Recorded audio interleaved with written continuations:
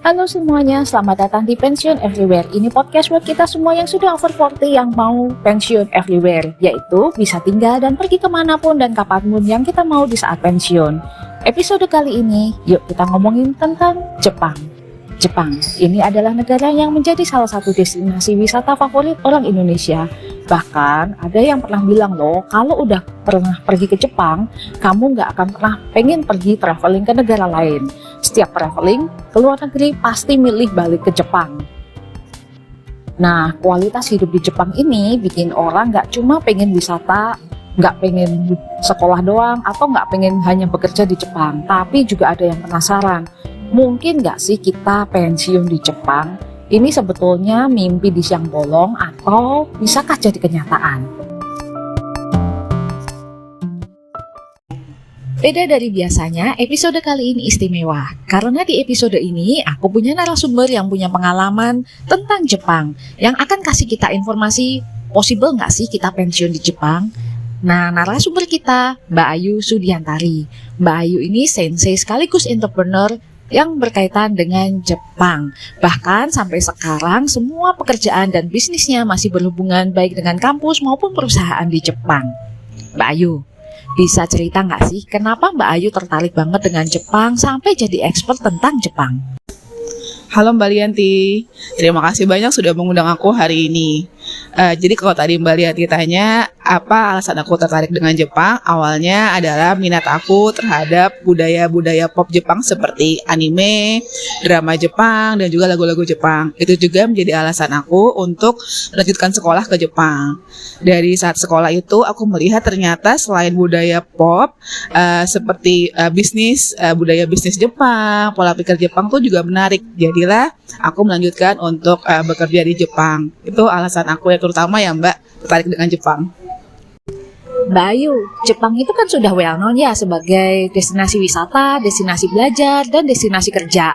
Tapi mungkin nggak sih Jepang itu juga ideal sebagai destinasi tempat kita pensiun? Gimana sih sebetulnya fasilitas dan kehidupan pensiunan atau lansia di Jepang? Terus, seberapa mahal sih sebetulnya kalau mau pensiun atau tinggal di Jepang? Wah, banyak Mbak yang mau kerja lalu melanjutkan pensiun di Jepang. Alasannya adalah karena selain alamnya yang indah, juga negara Jepang adalah negara yang aman untuk ditinggali. Karena orang-orang Jepang itu sangat menjunjung tinggi budaya respect, peace, dan harmoni dalam masyarakatnya. Selain itu, ada juga faktor lainnya adalah fasilitas untuk warga lanjut usia yang mendukung mereka dalam kehidupan sehari-hari. Oh iya, usia untuk pensiun di Jepang adalah 65 tahun. Nah, setelah pensiun itu banyak loh orang-orang yang melanjutkan untuk bekerja baik dalam sektor informal maupun formal. Begitu Mbak. Nah, soal fasilitas tadi, pertama di Jepang memiliki asuransi kesehatan yang tersedia bagi warga yang tinggal di Jepang dengan nama Kokumin Kenko Hoken yang sifatnya seperti BPJS di Indonesia, Mbak. Asuransi ini berlaku juga bagi warga negara asing yang tinggal minimal 1 tahun di Jepang. Untuk warga 75 tahun ke atas mendapatkan fasilitas kesehatan melalui sistem perawatan medis bagi warga lanjut usia yang bisa didaftarkan melalui kantor kota setempat. Selain itu, ada juga Nenking atau di Indonesia seperti program JHT, yaitu adalah program asuransi pensiun yang wajib diikuti oleh semua warga negara Jepang atau warga negara asing tinggal di Jepang. Pasien Nenking umumnya dipotong dari gaji bulanan. Untuk warga yang bekerja sebagai freelancer, part-time, atau di perusahaan kurang dari 5 orang, membayar langsung di City Hall. Jadi bedanya itu ya, kalau bekerja di perusahaan yang lebih dari 5 orang, maka dipotong langsung dari gajinya. Untuk mendapatkan hak penuh dari program ini, setelah pensiun adalah karyawan sudah membayar kontribusi selama 40 tahun. Hak parsialnya bisa didapatkan setelah 10 tahun. Jadi dari 10 atau 40 tahun ya Mbak. Di tahun 2023 total hak pensiun penuh sebesar 795.000 yen per tahun. Jumlah ini terbilang rendah dibanding biaya hidup sebulan di Jepang. Nah, untuk yang Nenking ini, apabila di negara asal kita sudah memiliki program JHT, maka apabila negara kita dan negara Jepang memiliki Social Security Agreement, sangat mudah nih Mbak untuk memindahkan hak pensiun dari negara kita ke sistem sosial di Jepang. Ada 22 negara tergabung dalam perjanjian ini yang menawarkan dual coverage. Sayangnya nih Mbak, Indonesia belum termasuk. Nah, ini selanjutnya adalah fasilitas yang khusus untuk orang lanjut usia ya Mbak. Pertama, adanya sistem asuransi perawatan bagi orang lanjut usia yang di atas 40 tahun. Ini orang-orang yang membutuhkan perawatan dan biayanya ditanggung oleh seluruh lapisan masyarakat. Peserta asuransi membayar sebagian biaya kalau membutuhkan perawatan. Biaya asuransi juga berbeda-beda tergantung usia, wilayah tempat tinggal, dan lain-lain. Selain asuransi, juga terdapat layanan perawatan orang lanjut usia dengan pertama-tama kita mengajukan aplikasi dulu nih. Aplikasi atau surat keterangan membutuhkan perawatan bagi orang lanjut usia ke kantor pemerintahan daerah. Setelah kita mengajukan surat tersebut, dari pihak kantor akan mengadakan pengecekan terhadap kondisi fisik dan mental dari aplikan tersebut. Setelah pengecekannya selesai, kemudian kita mengajukan lagi rencana pelayanan perawatan orang lanjut usia atau care plan kepada care manager atau pusat pelayanan bantuan di wilayah distrik. Setelah kita menerima care plan dari care manager, kita bisa mendapatkan pelayanan tersebut secara penuh. Oh ya Mbak, di Jepang tuh juga ada senior diskon loh. Jadi ini diskon bagi warga senior atau warga lanjut usia yang bisa didapatkan misalnya kalau kita belanja di supermarket atau makan di restoran atau kita pergi ke tempat rekreasi. Sama seperti di negara-negara lainnya atau negara Indonesia nih, misalnya kalau kita mau ke tempat rekreasi itu ada harga spesial untuk warga senior. Nah, selain fasilitas-fasilitas di atas, pajak juga dibebankan di pendapatan pensiun dengan rata-rata 5-45% untuk permanen residen dan 20% bagi non-residen. Jadi tetap ya bayar pajak di Jepang. Mbak Ayu, dengan paspor Indonesia yang menurut paspor indeks kekuatan paspor kita itu cuma di ranking 63. Apakah mungkin dengan paspor yang rankingnya di 63 ini warga negara Indonesia bisa pensiun di Jepang? Aduh, sedih banget nih, paspor kita di urutan 63. Rendah ya Mbak. Jadi, kalau di Jepang sendiri, tidak ada visa khusus untuk pensiun. Visa untuk tinggal lebih lama di Jepang, kita bisa apply visa kerja atau working visa yang masa berlakunya selama 5 tahun. Setelah 5 tahun kita tinggal di Jepang, kita bisa mengajukan Japanese citizenship. Dan kalau kita juga tinggal lebih dari 10 tahun, kita juga bisa mengajukan permanent resident.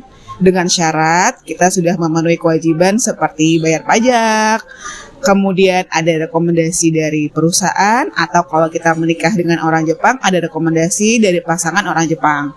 Dan juga kewajiban-kewajiban lainnya. Nah, ini yang menarik adalah adanya startup visa khusus untuk tinggal di kota Fukuoka sebagai startup city. Tapi sepertinya visa ini belum ada nih tersedia untuk pelamar dari Indonesia. Sayang banget, yang mudah-mudahan kedepannya ada ya Mbak. Selain itu dibutuhkan juga kemahiran bahasa Jepang setidaknya tingkat dasar untuk kita bisa berkomunikasi dengan warga lokal sehari-hari. Terutama kalau kita pilih tinggalnya di luar kota besar nih. Selain itu kita juga butuh cap sebagai pengganti tanda tangan karena beberapa tempat atau tempat-tempat gitu yang masih belum memakai tanda tangan. Gitu Mbak. Mbak Ayu, ini mungkin nggak sih untuk warga negara asing atau mungkin spesifik ya warga negara Indonesia yang mau pensiun di Jepang untuk kerja part-time saat pensiun di Jepang itu? Atau mungkin nggak sih kalau pensiun di Jepang terus kita masih kerja tapi kerjanya kayak senior digital nomad gitu? Nah, tadi di awal aku sudah menjelaskan bahwa setelah pensiun masih banyak warga negara Jepang atau warga negara asing yang pensiun di Jepang melanjutkan pekerjaannya untuk menambah penghasilan. Padahal sebenarnya ini setauku ya Mbak, secara umum bekerja setelah pensiun itu dilarang.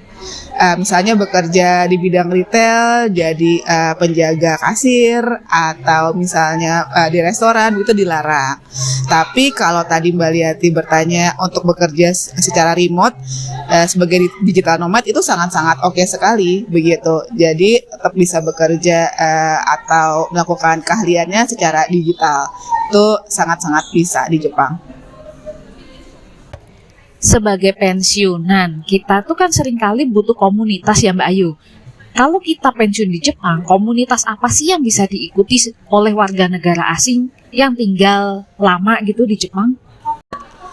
Tentu aja nih Mbak, selain komunitas ekspat, kita bisa ikut juga berbagai kegiatan di komunitas seperti komunitas memasak, kemudian ada juga komunitas upacara minum teh, kemudian merangkai bunga, dan misalnya kalau kita sudah tinggal lama di suatu wilayah, kemudian akrab dengan tetangga sekitar, kita juga bisa diajak nih dilibatkan sebagai panitia dalam festival lokal.